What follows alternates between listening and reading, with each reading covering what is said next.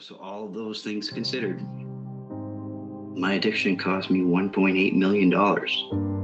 And I thought, where the hell could I be if I had put that much effort into my recovery? So really that's what I started doing. I'm hustling for the right things today, and building that network of people who can help me, who can support me, who can bring me to the next level. I think that's what life is really about, making these connections to just level up.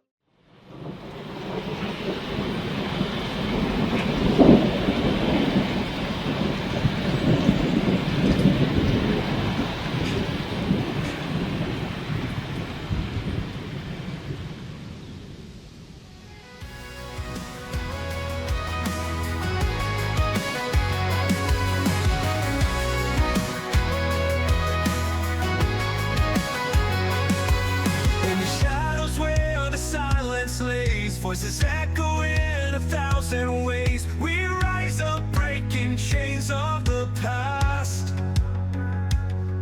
With courage and strength, we're free at last. Shout it out, let the world know. Together we rise, we won't be slow. Recover loud, let your voice ring clear. Together we stand, no more hiding in fear. The wrong connections will bring us down. Show me your 5 closest friends, I'll show you your future type thing, It's so true, we emulate what we allow to be in our environment. My first sponsor told me, there's only 2 things that are in your sphere of control, and that's your behavior and your environment. So you better choose wisely. And so that really instituted the pause in my life. Taking a minute to think, even without reaching out for the guidance of a sponsor or somebody or a mentor to help guide my steps, the action I would take or the thing I would say would be drastically different, even just pausing for a few seconds to think, right? Yeah. And then that environment piece is exactly like what you were just saying. If you spend enough time in a barbershop, eventually you're going to get a haircut. Or, if you're going to be around people who are toxic all the time, what you tolerate is what's going to continue. And if anything, it's going to get worse. It ain't going to get better. So you need to learn how to draw boundaries in your life but just love them from a distance, right? That actually comes into play quite a bit when we're working as recovery coaches. Because we're not always working with people who are already in recovery, right? Right. We're working with people who need to find a way. And so we're going to come into contact with people who are still using. And we have to have those boundaries. And I always, as a supervisor for recovery coaches, I used to tell them, it's one thing to be around them people and bring them to your world. Don't be around them and let them take you to theirs. Because, we have to make sure that we stay in a good place. And, it's got to be our terms, Yeah. And, it's tough being around people who are still doing those things, and you're because it might remind you of the good times, and trigger you in that way. But more times than not, when we're dealing with somebody who's still using, we're seeing all the things in them that brought us to wanting to get better, and that's when it's a good reminder, but to have those boundaries is important, and to really recognize the truth in what's going on and not seeing the glory in it, Yeah, because if you're a talker and a natural storyteller like I am, then when I tell you a story, even today, about some crazy shit that happened back in the day, I can see how it might sound glorifying or I think it's cool, because when I'm telling you the story, I'm literally reliving or re-experiencing that moment. Exactly. But that's just because that's the way I talk, very passionate, in the moment, or I'm recapturing the moment so that I can try to convey it as best I can, right? You know what's funny is, about retelling some of these old stories, because somebody recently, actually, a friend of mine told me, he said, you and your wife, I've never met better storytellers in my life. Because apparently whenever we went there was something going on, and when we were using it, there was so much chaos all the time, right? So a story can sound so exciting, but it's really just a fucking mess, and it's really just for somebody who doesn't know what that's like. They'll be like, wow, that's a lot of excitement. Well, it's not really excitement. The idea that all these things happen. And I mean, I used to say all the time that I could write a book with my experiences. That might be the next step, but I haven't gotten there yet. So I had gotten bored after going to college and started doing that micro learning. And I kind of got to a point where I felt like there wasn't any new videos I hadn't watched, because I thought I'd watched them all. And I was sitting there one day and I thought, I wonder what it's like to write a movie, And I said, I've never written a screenplay. I don't even know what's involved. So I Googled screenplay. And then I looked in my Word document, my Microsoft Word, and there's a template. So from start to finish, 7 hours later, I was submitting a movie that I'd written to different TV stations around the state. Wow. I got replies from 2 of them that were interested in helping me to produce this movie. So, wow. Awesome. It was just, when I wrote it, it was probably like 2 weeks before Christmas, and I wrote it as a Christmas special. And I thought I better hurry up and get this going. But, the fact of the matter, 2 weeks wasn't enough time. I've kind of changed it up a little bit. I don't know, the concept can change, but the story will stay the same. It's based on recovery. Somebody like me who went away and coming back home and still seeing his friends in the state that they were in when he left, and doing what he can to turn their lives around. So it's not a biography by any means, but it's pretty much based on my experience, because that's what I know. Hell yeah. And then you have to realize you can't save them all, and come to terms with the fact. I remember my sponsor going, dude, what is your problem? And I'd be like, why don't they see it? Like, why don't they want what I have? Like, why is it not getting through? And like, why is nothing helping? And I'm trying so hard. And he's like, but are you staying clean? And I'm like, yeah. He's like, then it's working. Right. And I was like, oh, I didn't even think of that. Like, I just want to like save people, pull them out of the fire. He's like, no. He's like, you got to be able to recognize when they're not ready, because they'll pull you in, man, before you're going to get them out. And it's just, that's the risk of that. But man, that was great advice, and it taught me to realize, kind of like you were saying, they asked you to leave the sober home because, like, what are you doing here then? Like, there's somebody out there that wants your bed, that actually make the most of that opportunity, and you're not like surrendering right now. Right. Right. I just wasn't getting it, and I mean, I think I knew early on that it was my calling to, help other people. But then I had to realize that I have to help me first. I have to understand, I have to experience this stuff. I have to put it to use. I can't fake it all the time. I have to do the work, and, obviously I think today, I reap some of the benefits of actually putting in that work, and I still minimize my accomplishments, like I can't see, because, I went through it. I didn't have that hard a time to do certain things. So I don't see the accomplishment of achieving that as anything major. like anybody can do this if I did it, you know. But understanding that, you know, it took something within me to get me to do that work, to reach that goal, to keep pushing myself. You know, it is a big deal because not everybody will do all of those things that they need to do to get there. You know, that's okay, because that shows humility, and that's what your network or that community around you is for. Because if you're anything like me, you're the last one to know when something's going on with you. So you need that community to mirror back. So they'll tell me what a huge deal it is and make me understand why, you know, and they can point out specific things that they saw me persevere through to get there, where I really don't recognize that for whatever reason, right?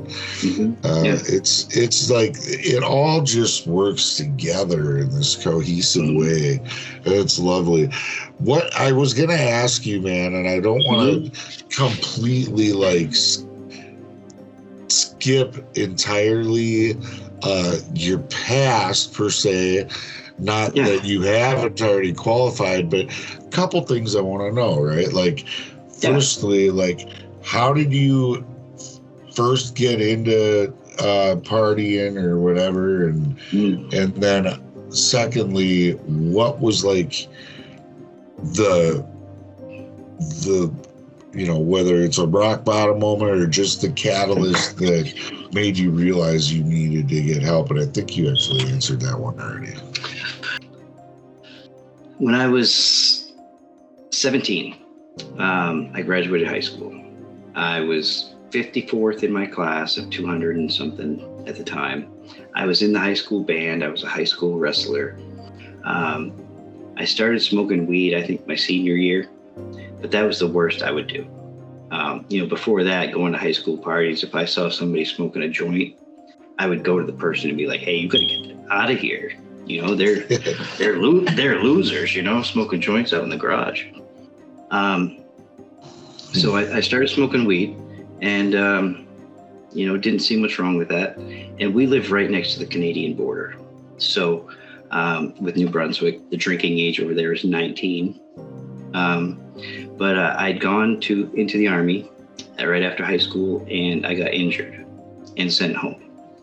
A surgery after that, they actually had to take one of my testicles. So, you know, that was a big hit to me at the time.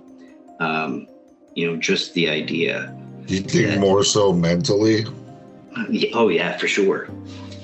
You know, I've got 3 kids today, so physically it didn't affect me much, right? Right. But at the time, you're like, I'm less of a man. Well, you know, I used to ride around with my best friend, and if we picked up any girls, he would put in the song, you know, "I'm Half the Man I Used to Be," and be like, "Hey, ask Mike why this is his song," you know, just to try to bring in it, you know. So it was tough, you know, yeah, exactly. You know, he's a friend that's not here today, but, you know, just those things, it just ate at me, you know, and it was so tough for me to get through that mentally. And, you know, today, my kids all know about it. They'll joke about it with their friends, you know, like, you know, it's still something I deal with, but I deal with it differently. It doesn't affect me that way anymore.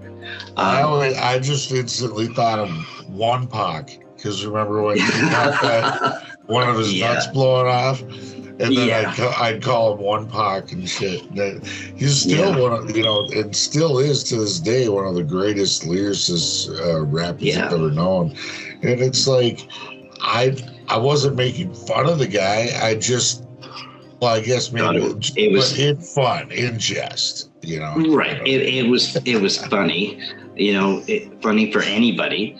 It just so happened to be me. When I got back from the military and had that surgery, I was so down on myself.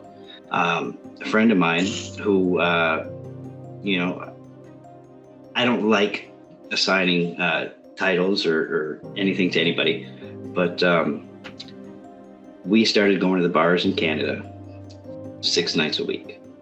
And we weren't just going for a couple hours. We were going until the bar closed.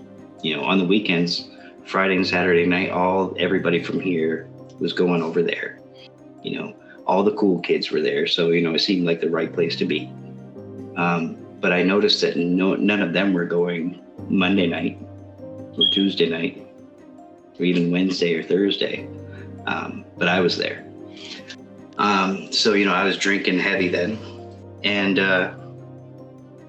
you know, I just, nothing was going good, but I still had aspirations of doing something good, even though I had this life that was keeping me down, you know what I mean? So I got a job and at a hotel, and I met a couple of college students that were renting rooms by the semester. And one of them one night introduced me to stealing things out of vehicles. Well, I did it without him one night, and I got arrested. I went to court, and even I was in college at the time myself, studying accounting and business administration.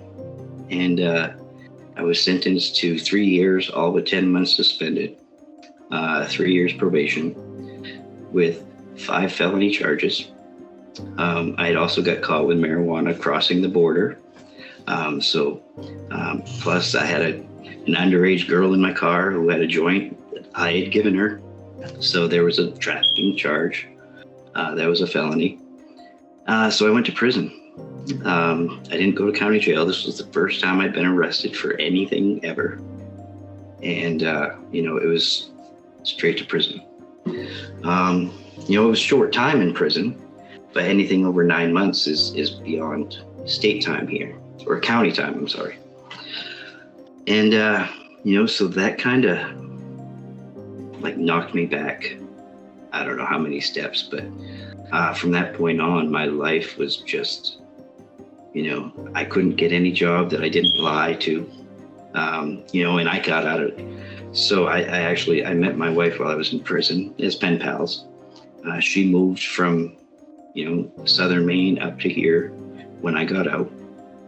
And I lied on applications to become a store manager for a chain store, gas station, convenience store.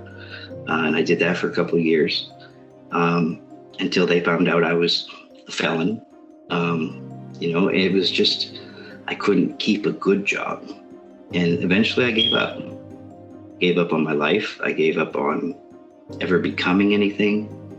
You know, we had kids while I was managing stores and, you know, pretending to be something I wasn't. You know, but then again, was I really pretending? You know, that's who I wanted to be. I just couldn't be there because of my past. So I was working as the assistant manager to for one of these convenience stores later on, and I slipped and fell in the parking lot. Herniated 3 discs in my neck and 3 discs in my lower back. The doctor at the time took me out of work, of course, gave me some light grade painkillers, and kept me out of work for quite a while. Eventually I went to an MD who every time I went in would up the script until eventually I started on Oxycontin. And after 4 or 5 years of being on Oxycontin, I was up to 325 milligrams a day. It was just a ridiculous amount. You know, and in the beginning I sold them. You know, I was making money and I was loving it. I could deal with a little bit of pain. But I'll tell you, once I started taking them, everything went to shit. The back pain became a lot stronger. It prevented me from doing things. You know, I couldn't function daily without so much pain. I'd lay in bed and cry if I didn't have something for my pain. Until eventually, you know, I was cut off from all the doctors.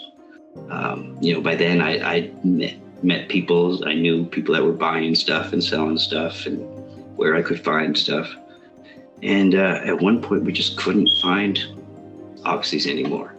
You know, it was heroin or cocaine. And cocaine didn't do anything other than wake me up and make me want to do something I didn't feel like I could do. You know, right. It's like go, go, go, but I'm in too much pain to want to do it.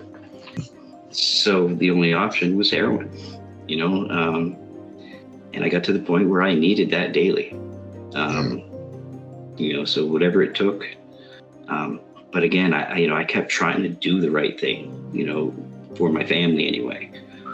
Still tried to be the dad, taking them to Little League games, all that stuff. But I'll tell you, I wouldn't leave the house if I wasn't high.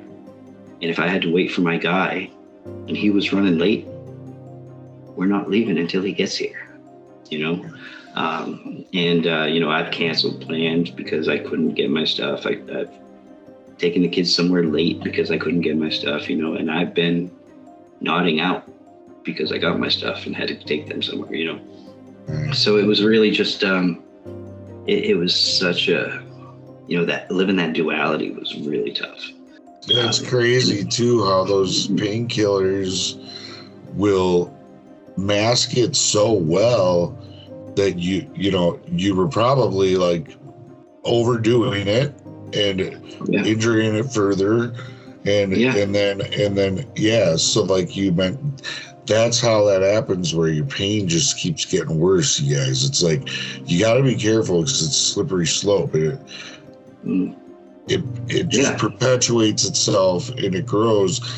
Your dependence on the chemical is going to grow as your pain grows, and your pain, you're going to make it worse because you did enough of them chemicals where you didn't feel any pain. It's like a really vicious cycle right there that you described. Yeah. So I mean, I've watched that show Dope Sick on Netflix, and my story pretty much lines up with the story it tells there. I got to a point where, I mentioned to the doctor, I said, it makes me feel great in the morning. I go out and I do stuff. I play, catch with my son. I said, and then I get up and I hurt myself. And then he's like, oh yeah, that's breakthrough pain, So, at the time I was on, 40 milligram pills that were, extended release. Well, yeah. And now it's, you're taking a 40 in the morning. So here's 10 15s to take throughout the day. That seems, just saying it today sounds so ridiculous. Right. I had one doctor at one time say, I can't believe you're on that much medication. I would never give somebody that much medication. And I made sure to never go back to that doctor again. Right? You're like, yeah. I mean, he didn't support what I was, my intentions. Or he didn't succumb to the whims of those pharmaceutical representatives that were trying to get those kickbacks by getting them to push the scripts.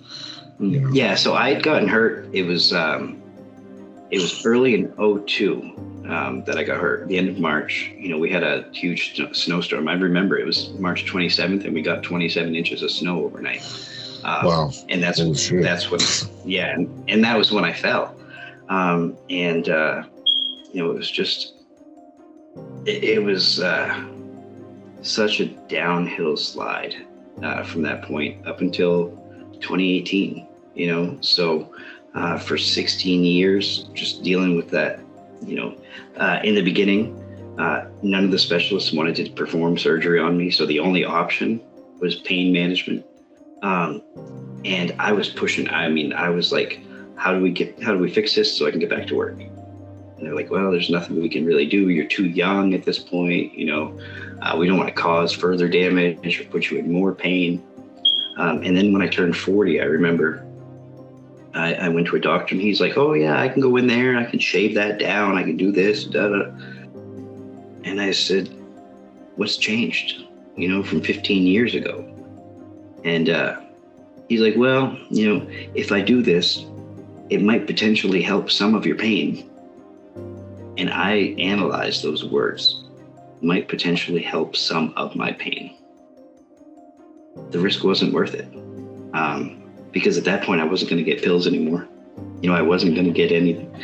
So I decided against surgery. I still haven't had it. But I'll tell you, since getting off of all those opiates, the pain is nothing like it used to be, Well, when you can feel it, you listen to your body. Right. I'm not doing all this crazy stuff. Yeah. Right. So you're letting it rest, or you're icing it when you need to, or you're using heat when you need to. Like you're helping it heal the way nature intended, instead of just taking some shit that's hiding the pain, and then you're doing stuff that you have no business doing. Right. You know, just because it's hiding the pain don't mean that the injury is not still there, or, you know. Right. Yeah, exactly. It's crazy. You know, and I mean, it comes the same thing. When I used to take Tylenol or ibuprofen, you know, 4 is what's recommended. I must need 6. You know. Yeah. When I take that stuff today, I start with 2 or 3, and if it doesn't help, I still have room to take another one. You know, if I need it. But most times I don't need it. You know. Right. It's just that whole excess. You know, the idea of whatever it is, just give me more than you would take because I need more of it. You know. Right. You know, I can go without it. Thanks. You know, these days. For me, it was a lot easier to recognize my problem with alcohol than it ever was to identify my problem with drugs, because those things helped me. You know, I couldn't function day to day without those. When alcohol just made my life a mess. When, like, I didn't drink daily, but when I had a drink, it was a problem. I'll tell you. Every time. Every time, you know. Well, I think there's this fallacy too that people automatically assume that it's safe because a doctor prescribed it, right? Mm-hmm. Oh, and you know, I used to. They just feel like comforted by that or something, like. So I told you I was prescribed 325 milligrams a day. Now, when you consider, you know, at $1 a milligram, when usually it was more than that, trying to buy them, right? I used to sell them for less than $1 a milligram, but when I had to buy them, it was like $2 a milligram. It's like $325 a day, have it? On top of that, I was sharing everything I got with my wife. You know, it didn't start out that way in the beginning, but once it did, it was hard. So no matter how much I ended up buying in a day, it was always less than 325 milligrams. So I was like, I'm not even doing what I've been prescribed in the past. You know, how can this be wrong? I went to counseling once for substance use, and I convinced the counselor, I don't have a drug problem. I have a pain problem. And if I can't manage my pain, I'm going to have to buy drugs on the street. So if I get arrested, it's not because of a drug problem. Oh. And she actually believed me and wrote a letter to my doctor to prescribe me some painkillers. And, you know, 2 months later, I was in the hospital with a broken nose and black eye. And, you know, because I mixed those painkillers with alcohol and things got out of hand. Yeah. And that was my last legal prescription for opiates. You know, like I actually teetered with the idea of having an affected other. So a mother who had lost her son. I thought, you know, there's value in that story, but is my show the right place for that? And, you know, from what I saw, from what I, you know, got for feedback, it was very valuable for people, because, you know, if I'm going to be honest, there's not a bunch of people that are using today that'll watch my show. It'll people in early recovery, people in treatment, you know, people doing different things, you know, but most of them are community members who are learning something. You know what I mean? Like they have a family member that they need to understand a little better. You know, they work with somebody and they just don't get why they're the way they are, or they see people every day, you know, downtown.